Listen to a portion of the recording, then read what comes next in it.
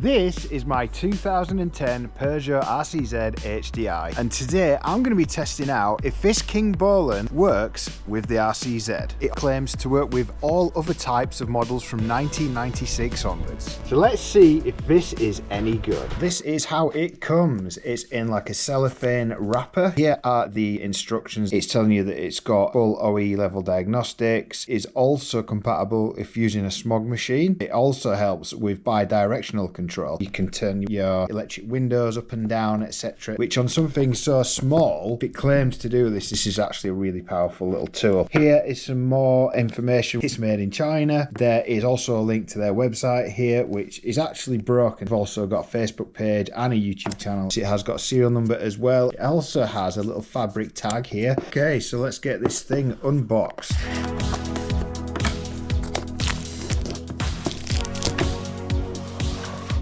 Actually comes with a cool little case as well, which is handy to have, good for keeping in the car. We've also got some instructions, English and Chinese, and I'm sure there's lots of other languages in there. But let's have a look inside here.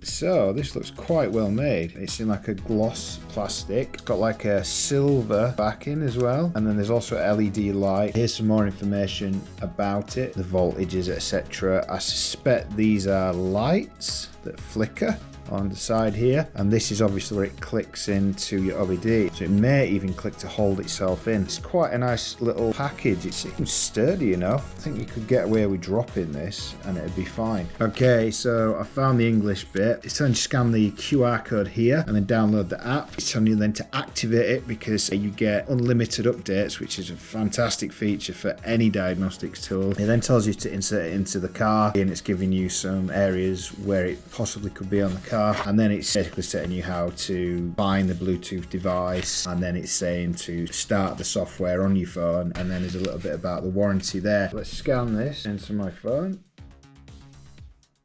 Okay, so once you've downloaded Ediag, it's going to take you to this screen. Now we're going to need to register, so hit the profile button in the bottom right hand corner, enter your email address, they'll send you a verification code, grab that from your inbox. Unfortunately you can't copy and paste, so just type it in manually, and now we're ready to pair the device. First thing we need to do is to expose the OBD port. So you take the ashtray out, and then you just pull that out of the way, and that reveals the OBD2. Next we get our scanning tool, make sure it's in this position, and then we simply, first problem, does not want to go in. Okay, so it just seemed that this nib was manufactured a little bit too far down, so all I've done is slightly prise it a little, and now this should go in. Okay, so now I've got the app open. I'm now going to have to connect it with the Bluetooth icon just at the top here. Now it's going to ask me to activate, and now this is where you need your instruction manual, because you now need to scan the code with your phone, and then we'll just scan that. Congratulations. Now this bit is where it gets a little bit confusing. The English translation is pretty bad here. I think it was trying to tell me that I needed to install the software for my car before I proceeded, but this is what happens if you don't do that. Installed already. Let's go ahead and see what this thing is like. All diagnostic scan. Let's go for it. So it's now going to do a VIN coding scan. Basically telling me if it can't scan it, it will ask you to put it in manually. But that's fine. Let's scan the VIN. And now it's asking to pair. And now it's downloading the latest software. Okay, here we go with the scan. We can see now that's gone blue, so it's now connected. Okay, so it looked like it couldn't scan it. Enter it manually, or you can just select model. So we're going to enter model. So we're going to search for Peugeot, which it's got. Now there's two versions here, I'm not sure which is which, so I think the best thing to do, download them both. Maybe this is why the VIN wouldn't be found. Now it's beeping again. So we're in, so automatically search. This time it has found the VIN number. so we'll click yes. Alright, now we're getting somewhere. Maybe I had to install all the software separately. Maybe I've done that wrong. Right, let's do a health report. This sounds like it is basically a full diagnostics, telling me it's going to take a bit of time. So let's go for that. I know I've got a few faults with this car, mainly due to me using LED bulbs, and the car thinks there's a bulb out somewhere. So let's see what it picks up. It's also telling me to switch on the ignition key. I'm already running. That shouldn't make a difference.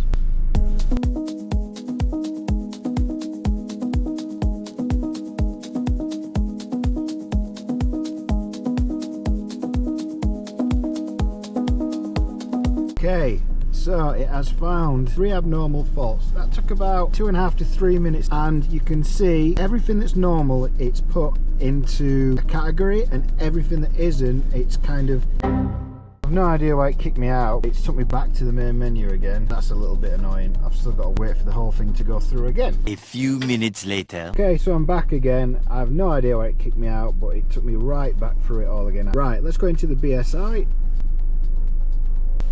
Press OK, read fault code, door locking, short circuit to positive. I've had that since I bought the car. That's to do with the light. These are also side lights, fog lights. These are all because of my LEDs. They will just come back as soon as I clear them. All these will come back. Let's see if we can go back without being kicked off again. Right, this time it didn't kick me off. So let's have a look what the ECU one is. Read fault code. So I've got an intermittent ABS problem with this car. It's to do with the ABS module, and it basically means sending the system away to be fixed. It's very intermittent, as it actually states it's intermittent, and I haven't got around to sending it off because I can't be without the car right now. So that's the code, and it tells you what it is, which is great. Engine relay unit, let's have a look at this.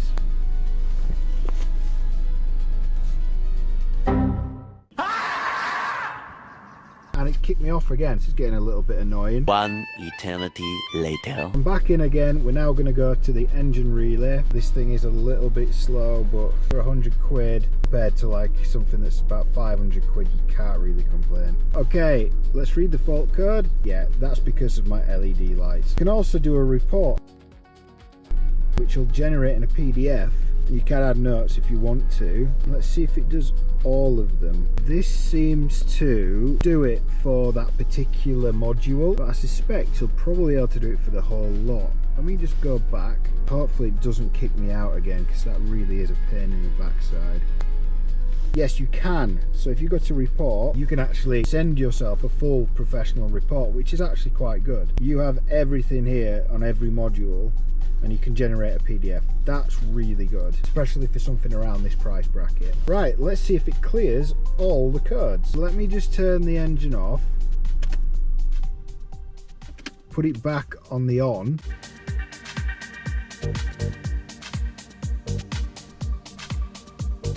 So it has cleared the ECU fault, but the ones that remain should be the LED ones.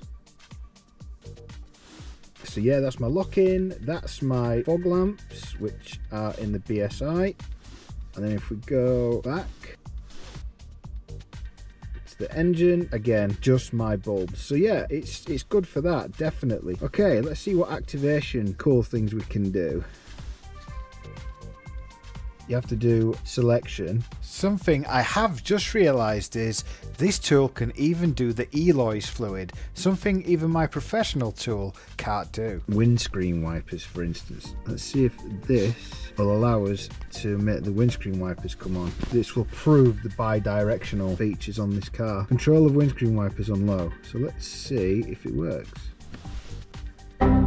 Nope, and it's kicked me out. So I did actually get this to control my electric windows and partially my folding mirrors at the end of it, but I stupidly forgot to press record, so you'll just have to take my word for it. Anyway, let's explore more of the features. So it's also got maintenance functions here, so I'm guessing this will be like oil and stuff like that. It looks like you download them all to whatever you need. You can do ABS bleeding, you can do a brake reset, you can do DPF, TMS reset, steering angle, injector coding.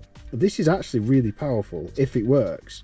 It's been a little bit finicky so far, but let's see if we just download this, for instance.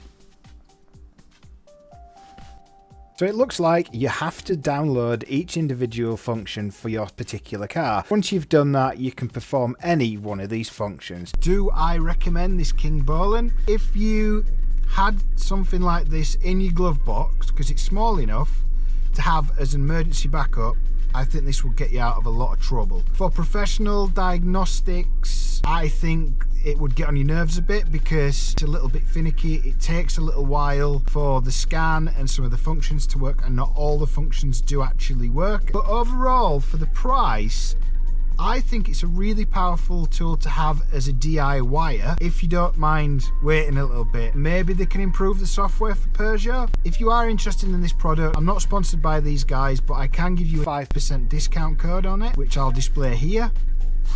And if you want me to review any other products, please get in touch and I'll give you my honest opinion on it. Okay, let's try this little device in the MX5. Okay, so let's put this in the MX5, just under the dash on these. There we go. Straight in. Now we've got that plugged in, let's go through a diagnostics. Let's see if he's already aware.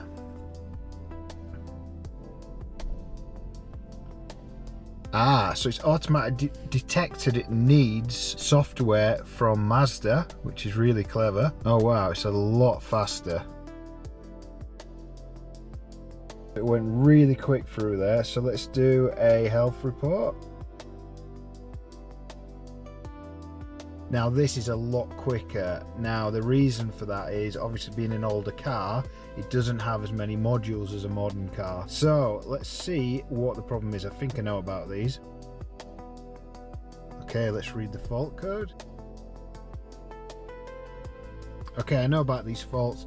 It's because I fitted a non-airbag seat to this car and then fitted a resistor. So let's see if this will clear the codes.